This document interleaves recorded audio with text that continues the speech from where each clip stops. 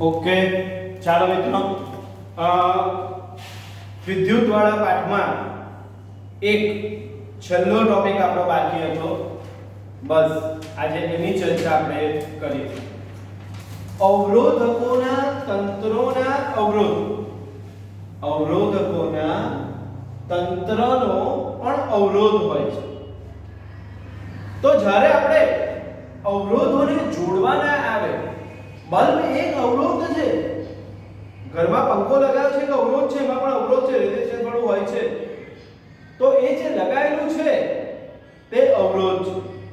એ અવરોધોને આપણે કેવી રીતે જોડવા જોઈએ એની ચર્ચા કરવાની છે. તો આ અવરોધોને આપણે બે રીતે જોડી શકીએ છીએ. એક શ્રેણી જોડાણ અને બીજું સમાંતર જોડાણ.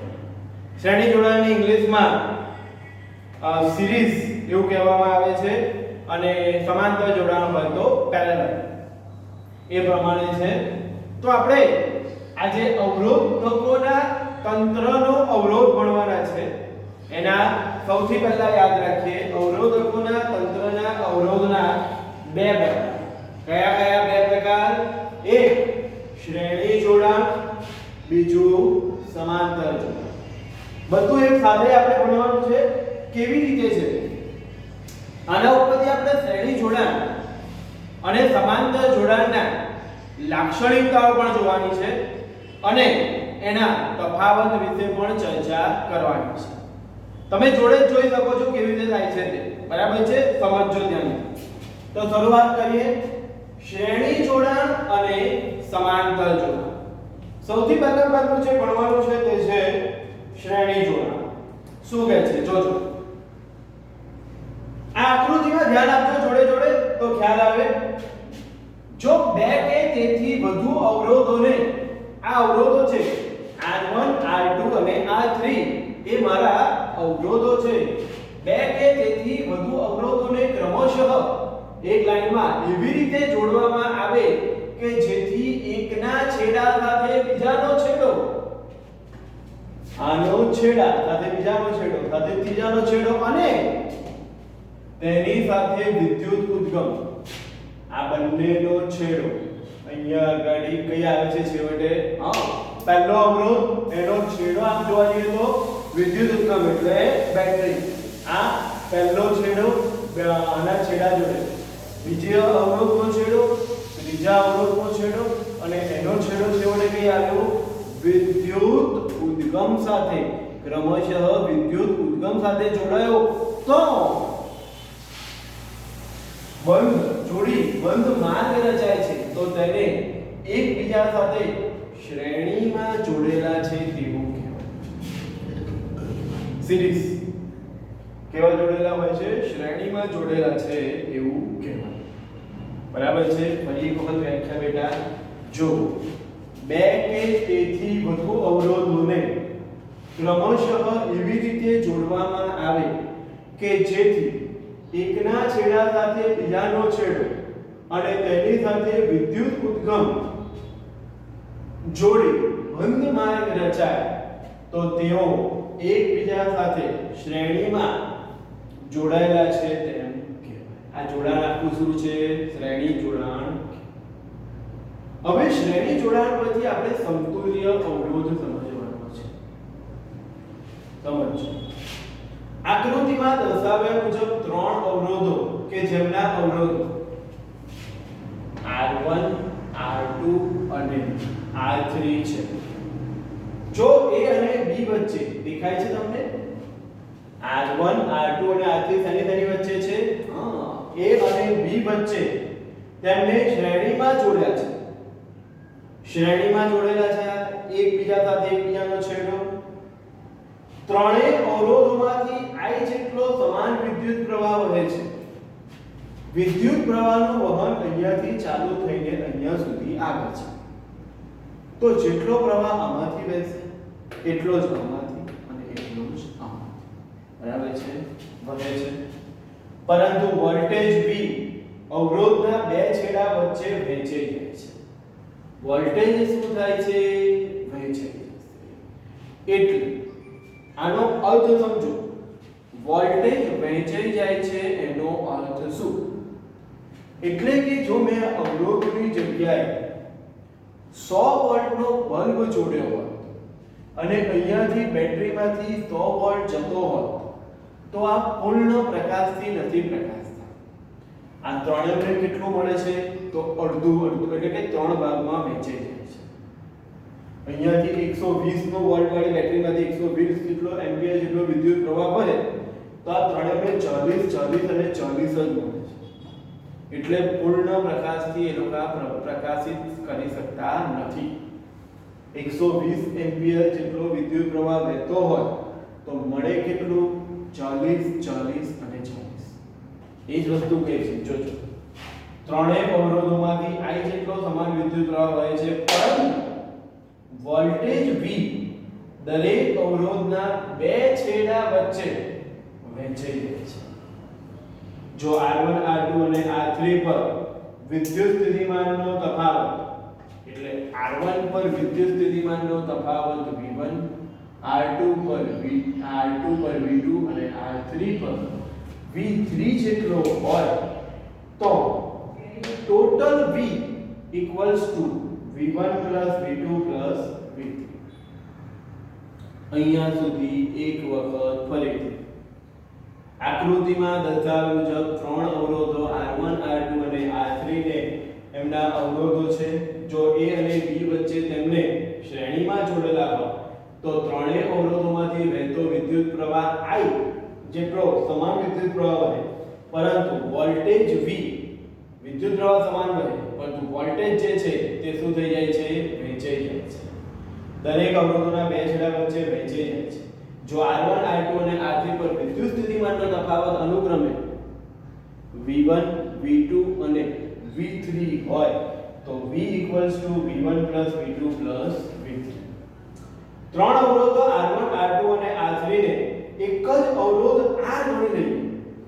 R1 R2 R3 એની જગ્યાએ ભેગો કરીને એક જ અવરોધ R ગણો તો તેમાંથી પણ પહેલા જેટલો જ વિદ્યુત પ્રવાહ I વહેતો હશે, કારણ કે ટોટલ જ વહેવાનું છે.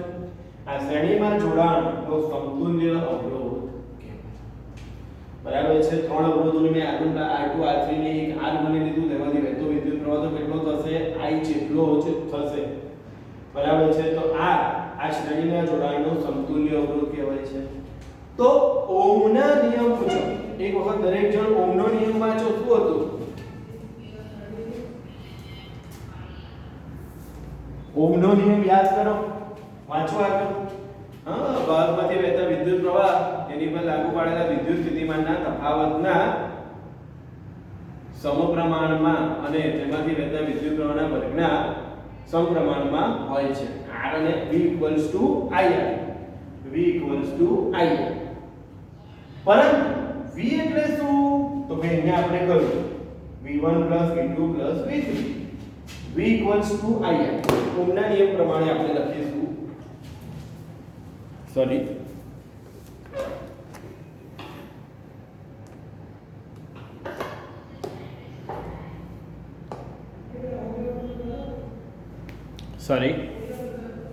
ઓહમના નિયમ પ્રમાણે આપણે લખીશું V equals to IR.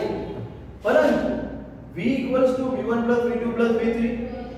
So V1 V2 V ની જગ્યાએ V1 V2 V3 equals to IR. હવે દરેક અવરોધ માટે સ્વતંત્ર રીતે ઓહમનો નિયમ લાગુ પડે. V1 equals to IR1, V2 equals to IR2, V3 equals to IR3. તો V1 ની જગ્યાએ મેં શું લખ્યું? IR1, V2 ની જગ્યાએ IR2, V3 ની જગ્યાએ IR3.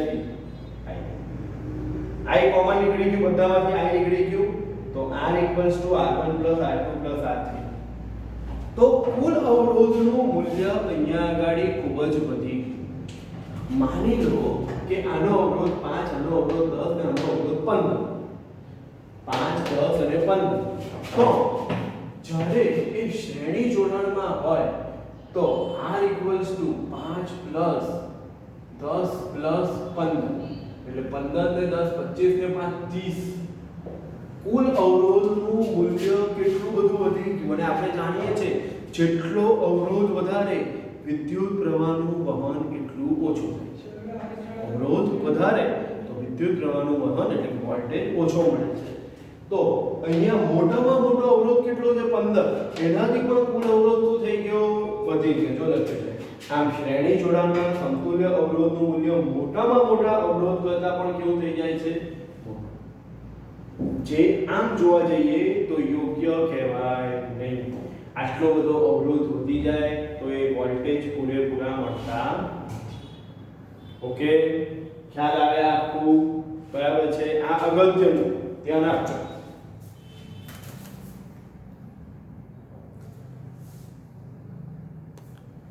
ફરી એક વખત શ્રેણી જોડાણમાં શું કહેવા માંગે છે તે જુઓ. બે કે વધુ અવરોધોને ક્રમશઃ એવી રીતે જોડવામાં આવે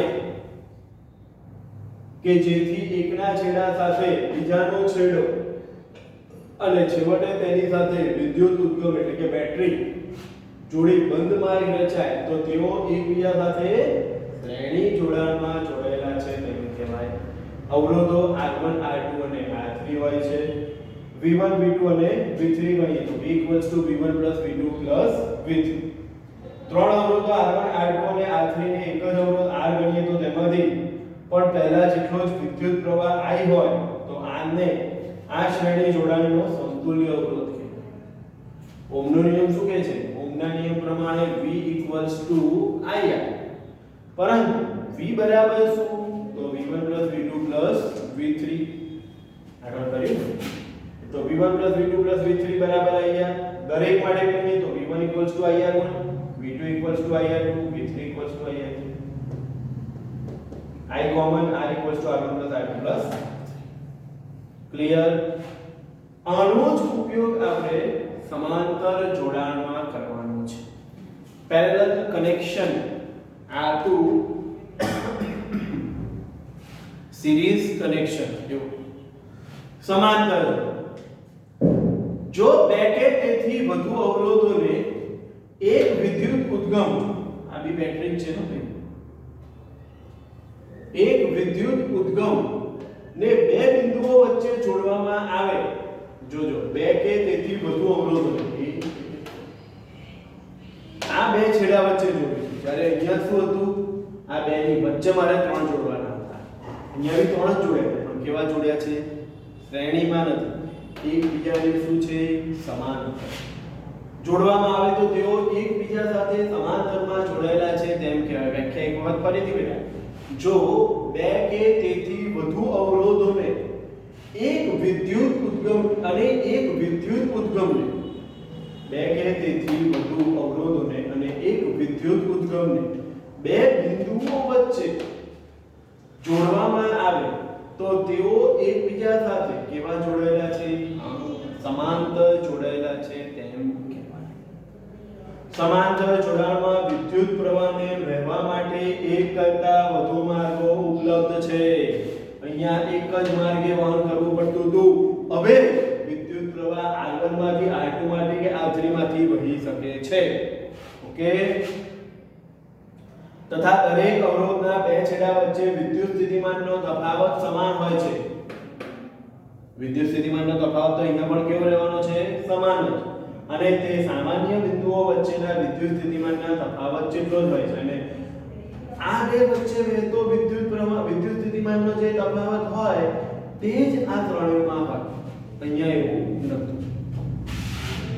જો R1 R2 અને R3 ને અવરોધમાંથી વહેતો વિદ્યુત પ્રવાહ I1 I2 અને I3 હોય તો કુલ I I1 I2 I3. અહીંયા V કર્યું તો અહીંયા આપણે I કરીશું. I I1 I2 I3. ઓહમનો નિયમ I ને સૂત્ર કરતા બનાવવાનો. V IR ઓહમનો નિયમ જ છે પણ I ને સૂત્ર કરતા બનાવીએ તો I બરાબર V ના છેદમાં R.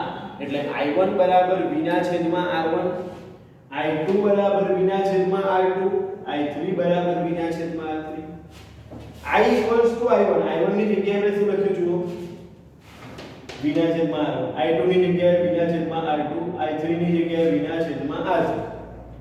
હવે ત્રણ અવરોધો R1 R2 અને R3 ને બદલે એક જ અવરોધ R, કદાચ ગાઈડમાં કે એમાં RP પેરેલલ છે ને એટલે આપણે આ લખો વાંધો નથી. R જોડતા પરિપથમાં વહેતો વિદ્યુત પ્રવાહ પહેલા જેટલો જ એટલે કે I રહે તો R ને પરિપથનો સમતુલ્ય અવરોધ કહે છે. તો I = V ના છેદમાં R ની કિંમત સમીકરણ 1 માં મૂકી દઈએ. I ની જગ્યાએ શું મૂકું? V ના છેદમાં R. V કોમન નીકળી ગયા. 1 ના છેદમાં R બરાબર 1 ના છેદમાં R1 + 1 ના છેદમાં R2 + 1 ના છેદમાં R3. હવે ફરીથી જુઓ, સમાંતર જોડાણમાં અવરોધ 1 ના છેદમાં 5 અનુકૂળ 30 થશે. તો આનો લસા આવશે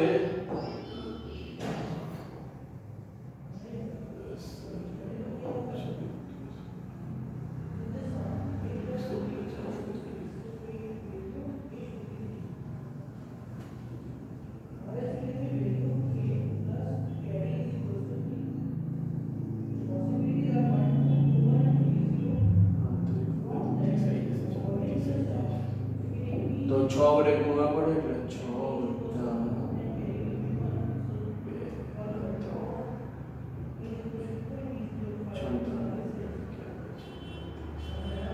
R બરાબર શું થશે? 30 ના છેદમાં 11 11 * 22 એટલે 2 પોઈન્ટ સમથિંગ આવશે. તો અવરોધ મારો કેટલો બધો ઘટી ગયો તમે જોયું. જે મોટો અવરોધ જે 15 હતો, પણ જ્યારે સમતુલ્ય અવરોધ મળ્યો ત્યારે એ ઘટીને કેટલો થઈ ગયો? 2 પોઈન્ટ સમથિંગ. કારણ કે આ પાછો 1 ના છેદમાં R એટલે ઉલટાય ને, એટલે 2 પોઈન્ટ સમથિંગ એટલે એકદમ ઘટી ગયો. એટલે કહ્યું છે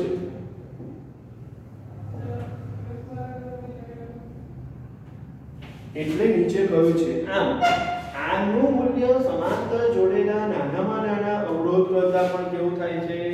નાનું થાય છે. આમાં મોટામાં મોટા અવરોધ 15 કરતા પણ મોટું એટલે 30 થઈ ગયો. આમાં અવરોધનું મૂલ્ય જેટલું ઘટી ગયું, વિદ્યુત પ્રવાહનું વહન એટલું વધી ગયું. એટલે શ્રેણી જોડાણ સારું, સમાંતર જોડાણ એ શ્રેણી જોડાણ કરતા વધારે સારું છે. બરાબર છે. આપણા ઘરમાં જે બલ્બ ફ્યુઝ લગાવવામાં આવે ને તે સમાંતરમાં લગાવવામાં આવે, કારણ કે એની ટ્રીપ થઈ જાય તો અંદરનું બચે. પણ આપણા ઘરની અંદર જેટલી પણ બધી વસ્તુઓ છે એ કેવી છે? તો એ સમાંતર જોડાણ છે. ઘરમાં જે બલ્બ ને બધું જ જોડાણ હોય તે કેવા હોય? સમાંતર હોય છે. જ્યારે બહારની જે ફ્યુઝ હોય, આપણી ટ્રીપ થતી લાઈટ હોય, તે કયું જોડાણ છે? શ્રેણી જોડાણ છે. આમાં જો વચ્ચેથી એક તૂટી જાય તો આગળ વહેતું જ નથી. જ્યારે આમાં એવું નથી, કદાચ અહીંયાથી તૂટી જાય તો અહીંયાથી વધે છે. એટલે એ રીતે પણ અગત્યનું છે. તો હવે આપણે જોઈએ છે સમાંતર શ્રેણીની લાક્ષણિકતાઓ અને સમાંતર જોડાણની લાક્ષણિકતાઓ અને શ્રેણી જોડાણની લાક્ષણિકતાઓ.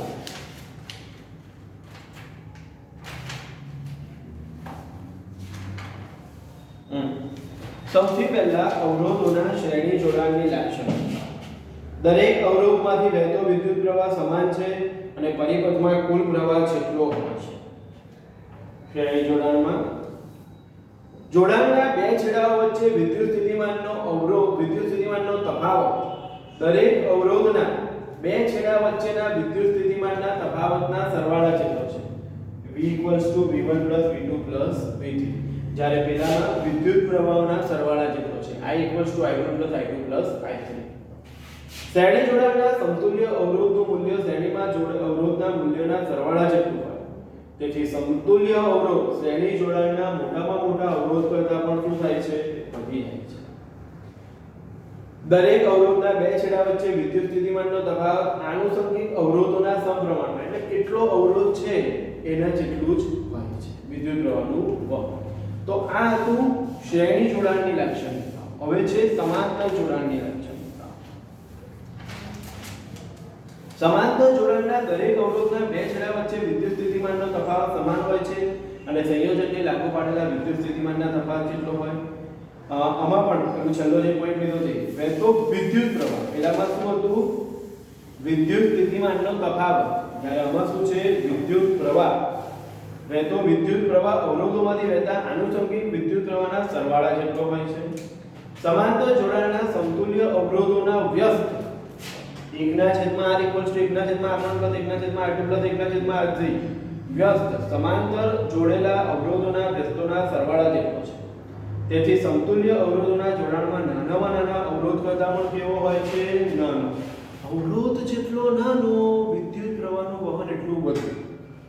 સમાંતર જોડાણના જે તે અવરોધમાંથી વહેતો વિદ્યુત પ્રવાહ આનુષંગિક અવરોધોના વ્યસ્ત પ્રમાણમાં છે. તો આપણે જોયું ને 1/r = 1/r1 + r2 + 1/r1 + 1/r2 + 1/r. તો ખ્યાલ આવે. આ ચાર પ્રશ્નો લખવાના છે. એક આ પ્રશ્ન મેં આખો લખાઈ દીધો છે, 3 વખત લખવાનો, અને બંને લાક્ષણિકતા, અવરોધોના સમાંતર જોડાણની લાક્ષણિકતા અને અવરોધના શ્રેણી જોડાણ પડે, ખબર પડે? બરાબર છે. ઓકે, જય શ્રી કૃષ્ણ.